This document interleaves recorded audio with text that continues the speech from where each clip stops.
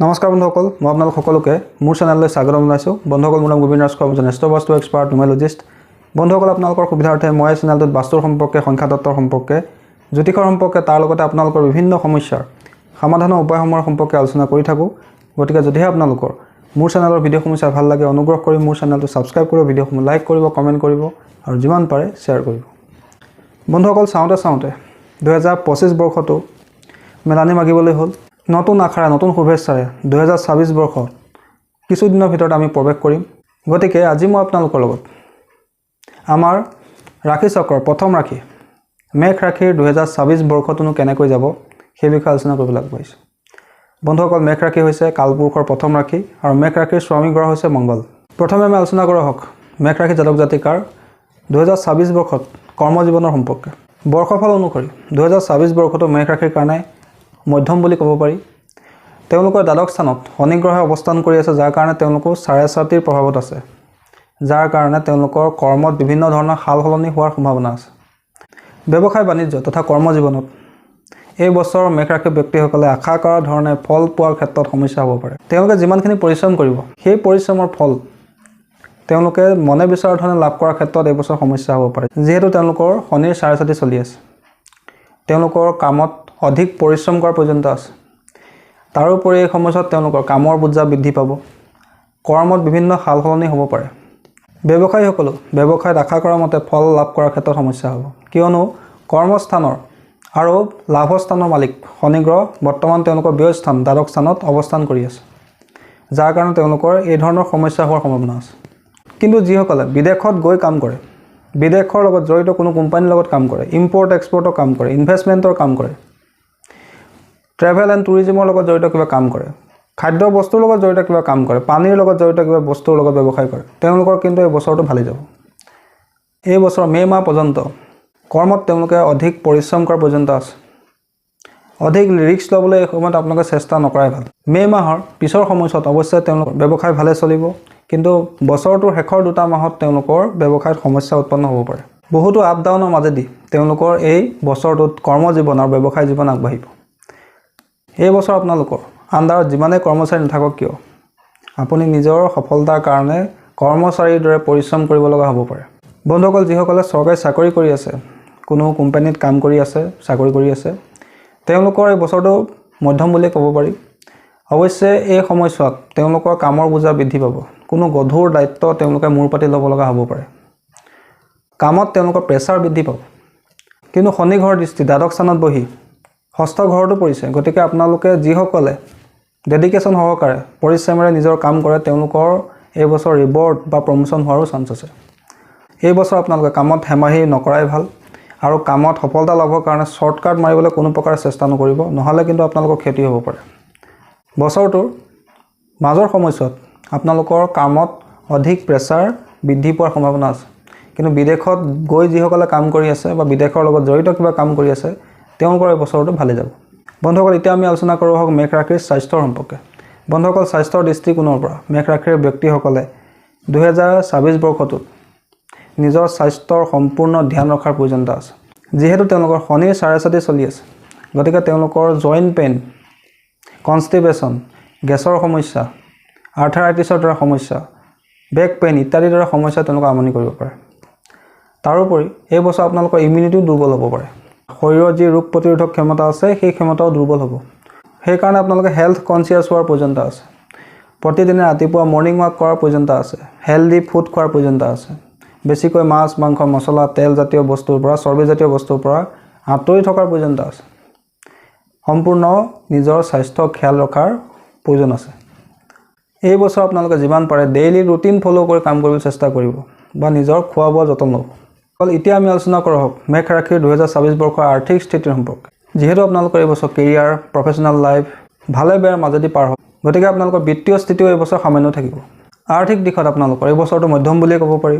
বিশেষকৈ এই সময়ছোৱাত আপোনালোকৰ ধন সঞ্চয়ক লৈ সমস্যা হ'ব পাৰে। আপোনালোকৰ ধন টকা পইচা অধিক খৰচ হ'ব পাৰে।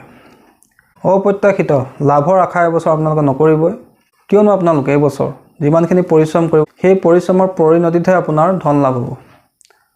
আয় স্থানৰ মালিক ব্যয় স্থানত থকাৰ কাৰণে আপোনালোকৰ এই বছৰ ধন টকা পইচা সঞ্চয়ৰ ক্ষেত্ৰত বা যিকোনো ব্যৱসায়ত লাভ প্ৰাপ্তিৰ কাৰণে বহু পৰিশ্ৰম কৰিব লগা হ'ব পাৰে। কিন্তু লাভস্থানৰ ৰাহুৰ উপস্থিতি আপোনালোকক গোটেই বছৰ ব্যৱসায় স্থিৰ গতিত লাভ প্ৰদান কৰি থাকিব। এই বছৰ আপোনালোকে বিশেষকৈ আৰ্থিক ক্ষেত্ৰত সঞ্চয়ক লৈ আপুনি চিন্তিত হ'ব।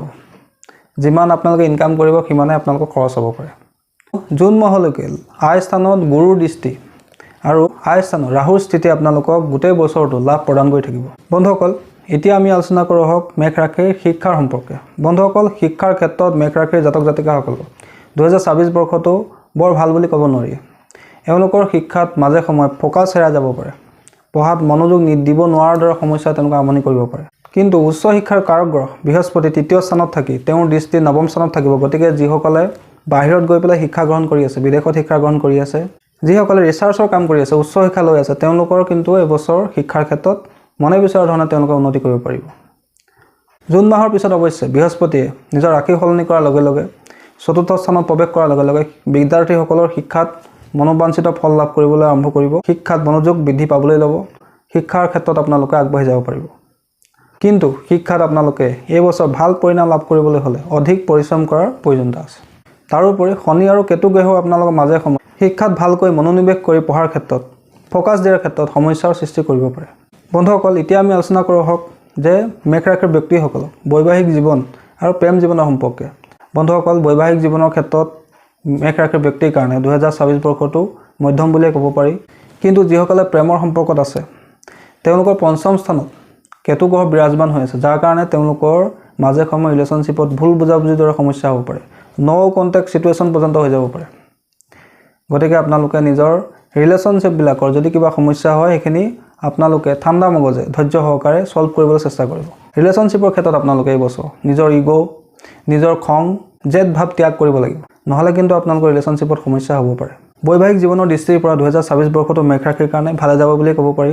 এই বছৰ তেওঁলোকে বৈবাহিক সুখ লাভ কৰিব। যিসকল বিবাহ হোৱা নাই তেওঁলোকৰ বিবাহ হোৱাৰ সম্পূৰ্ণ যোগ আছে। যিহেতু আপোনালোকৰ 7ম স্থানত গুৰু বৃহস্পতিৰ দৃষ্টি আছে, গতিকে আপোনালোকৰ এই বছৰ বিবাহ হোৱাৰ পূৰ্ণ সম্ভাৱনা আছে। তাৰোপৰি বৃহস্পতিৰ দৃষ্টি থকাৰ কাৰণে আপোনালোকৰ বিবাহিত জীৱনত 2024 বৰ্ষত বিশেষ কোনো ধৰণৰ সমস্যা হোৱাৰ সম্ভাৱনা নাই। আপোনালোকৰ বিবাহিত জীৱন 2024 বৰ্ষটো ভালেই যাব। আপোনালোকে নিজৰ পাৰ্টনাৰৰ পৰা এই বছৰ সম্পূৰ্ণ ছাপোৰ্ট লাভ কৰিব। কিন্তু এটা কথা আপোনালোকে ধ্যান ৰাখিব যে কোনো কাৰণতে নিজৰ পাৰ্টনাৰক মনত দুখ দিবলৈ চেষ্টা নকৰিব আৰু কটু বচন কেতিয়াও নক'ব। সকলোৰে প্ৰতি নিজৰ বাণী মধুৰ কৰি ৰাখিবলৈ যত্ন কৰিব। বন্ধুসকল, এই বছৰ আপোনালোকৰ ভূমি আৰু বাহন সুখ লাভ হ'ব। যিসকলে মনত মাটি কিনিম বুলি বা ঘৰ বনাম বুলি বা কোনো বাহন কিনিম বুলি ইচ্ছা মনত পুহি ৰাখিছে, সেই ইচ্ছা এই বছৰ আপোনালোকৰ পূৰ্ণ হ'ব। যিহেতু আপোনালোকৰ এবাৰ ধন সঞ্চয়ত সমস্যা হ'ব পাৰে, গতিকে আপোনালোকে যদি কোনো ভূমিত ইনভেষ্ট কৰিব খোজে, ৰিয়েল ইষ্টেটত ইনভেষ্ট কৰিব খোজে, তেন্তে আপোনালোকে কৰিব পাৰে। তাৰ পৰা আপোনালোকৰ প্ৰফিট হোৱাৰ সম্ভাৱনা আছে। বছৰটোৰ প্ৰথম অৱস্থাত আপোনালোকৰ অৱশ্যে ভূমি বাহন সুখ লাভ কৰাৰ ক্ষেত্ৰত অকণমান সমস্যা হ'ব পাৰে, কিন্তু বছৰটোৰ মাজৰ সময়ছোৱাত আপোনালোকৰ এই ইচ্ছা পূৰ্ণ হ'ব। বন্ধুসকল, মেষ ৰাশি 2024 বৰ্ষটো কৰ্মৰ ক্ষেত্ৰত, ব্যৱসায়ৰ ক্ষেত্ৰত, বৈবাহিক জীৱনৰ ক্ষেত্ৰত, আৰ্থিক ক্ষেত্ৰত, শিক্ষাৰ ক্ষেত্ৰত সকলো ক্ষেত্ৰতে তেওঁলোকৰ মধ্যম বুলি ক'ব পাৰি। অৱশ্যে তেওঁলোকৰ এই বছৰ কৰ্মত সাল সলনি হোৱাৰ সম্ভাৱনা আছে। আপোনালোকৰ কৰ্মত প্ৰেছাৰ বৃদ্ধি পোৱাৰ সম্ভাৱনা আছে। তাৰ লগতে আপোনালোকে কোনো ডাঙৰ দায়িত্ব লাভ কৰাৰ সম্ভাৱনা আছে। তাৰোপৰি আপোনালোকৰ এই বছৰটোত আৰ্থিক ক্ষেত্ৰত ভালে বেয়া মাজেদি পাৰ হ'ব। ব্যৱসায়ীসকলে লাভৰ কাৰণে অৱশ্যে অধিক পৰিশ্ৰম কৰিব লগা হ'ব পাৰে। কিন্তু যিসকলে বিদেশৰ লগত জড়িত কাম কৰি আছে, MNC কোম্পানীত কাম কৰে, ইম্পৰ্ট এক্সপৰ্টৰ কাম কৰে, ট্ৰেভেল এণ্ড টুৰিজিমৰ লগত জড়িত কিবা কাম কৰে, খোৱা বোৱা বস্তুৰ লগত জড়িত কিবা কাম কৰে, পানীৰ লগত জড়িত কিবা বস্তু কাম কৰে, লিকুইড বস্তুৰ বিজনেছ কৰে, তেওঁলোকৰ কিন্তু এই বছৰটো ভালে যাব। তেওঁলোকে মনে বিচৰা ধৰণে প্ৰফিট লাভ কৰিব পাৰিব। আৰু যিসকল সাধাৰণতে চাকৰি কৰি আছে তেওঁলোকৰ এই বছৰটো এভাৰেজ বুলিয়ে ক'ব পাৰি। অৱশ্যে বছৰটোৰ মাজৰ সময়ছোৱাত তেওঁলোকৰ কিন্তু কামৰ বোজা বৃদ্ধি পাব পাৰে। স্বাস্থ্যৰ দৃষ্টিকোণৰ পৰা 2024 বৰ্ষটো মেষ ৰাশি জাতক জাতিকাসকলে নিজৰ সম্পূৰ্ণ স্বাস্থ্যৰ ধ্যান ৰখাৰ প্ৰয়োজনীয়তা আছে। নিজৰ স্বাস্থ্যৰ প্ৰতি আপোনালোক যদি কনচিয়াছ নহয়, তেন্তে কিন্তু এই বছৰ আপোনালোকে কোনো ডাঙৰ সমস্যাৰ সন্মুখীন হ'ব লগা হ'ব পাৰে। গতিকে আপোনালোকে অকণমান নিজৰ স্বাস্থ্যৰ খেয়াল ৰাখিব, খোৱা লোৱা সম্পূৰ্ণ ধ্যান ৰাখিব। মেষ ৰাশি জাতক জাতিকাসকলে 2024 বৰ্ষত ভাল পৰিণাম লাভৰ কাৰণে কেইটামান উপায় কৰাৰ প্ৰয়োজনীয়তা আছে। প্ৰথম উপায়টো হ'ল তেওঁলোকে নিয়মিতভাৱে মহাদেৱ শিৱ আৰু হনুমানজীৰ পূজা কৰিব লাগে। দ্বিতীয়তে তেওঁলোকে মঙলবাৰ আৰু শনিবাৰে 2টা দিন নিৰামিষ আহাৰ গ্ৰহণ কৰিব লাগে। 3 নম্বৰ তেওঁলোকে মন্দিৰত প্ৰত্যেক মাহৰ কোনোবা এটা সোমবাৰে নাৰিকল, চেনি, গাখীৰ ইত্যাদি বস্তু দান কৰিব লাগে। আৰু প্ৰতি 3 মাহৰ মূৰে মূৰে নদীত কোনোবা এটা শনিবাৰে তিল আৰু মাটিমাহ তেওঁলোকে জল প্ৰবাহ কৰিব লাগে। বন্ধুসকল, যদি আপোনালোকে এই উপায়কেইটা কৰে, তেন্তে আপোনালোকৰ যদি কিবা ডাঙৰ সমস্যা হ'ব লগা আছে, সেই সমস্যাৰ পৰা আপোনালোকে ৰক্ষা পৰিব। বন্ধুসকল আপোনালোকৰ সুবিধাৰ্থে আজি মই মেঘ ৰাশিৰ 2024 বৰ্ষৰ সম্পূৰ্ণ বৰ্ষফল সম্পৰ্কে থুলমূলকৈ আপোনালোকক জনালোঁ। আপোনালোকে নিশ্চয় 2024 বৰ্ষটোৰ সম্পৰ্কে এটা ভাল আভাস আপোনালোকে লাভ কৰিছে। এই বছৰটো আপোনালোকৰ কাৰণে পৰিশ্ৰম কৰা প্ৰেক্টিকেল হৈ কাম কৰাৰ বছৰ। আপোনালোকে সম্পূৰ্ণ ডেডিকেশ্যন সহকাৰে নিজৰ কৰ্ম কৰি যাব, নিশ্চয় আপোনালোকৰ জীৱনলৈ সফলতা আহিব। সদশেষত সকলো মেঘ ৰাশিৰ জাতক জাতিকালৈ মোৰ তৰফৰ পৰা 2024 বৰ্ষৰ শুভেচ্ছা মই আগতীয়াকৈ জ্ঞাপন কৰিছোঁ। আপোনালোকক ভগৱানে মংগল কৰক, আপোনালোকৰ সকলো ইচ্ছা পূৰ্ণ হওক, আপোনালোকৰ জীৱনৰ বাধা বিঘিনি সমস্যা সকলো দূৰ হওক। আশা কৰিছোঁ আপোনালোকৰ ভিডিঅ'টো চাই ভাল লাগিল। আশা কৰিছোঁ আপোনালোকে এইদৰে মোক ছাপোৰ্ট কৰি যাব। ইয়াৰ পিছৰ ভিডিঅ'কেইটাত মই ক্ৰমে বৃষ ৰাশি, মিথুন ৰাশি, কৰ্কট ৰাশি, সিংহ ৰাশি, কন্যা ৰাশি, তুলা ৰাশি, বৃশ্চিক ৰাশি, ধনু, মকৰ, কুম্ভ আৰু মীন ৰাশিৰ সম্পৰ্কে মই আপোনালোকক জনাই থাকিম। আজিলৈ ভিডিঅ'টো মই ইয়াতে সামৰিছোঁ। ধন্যবাদ।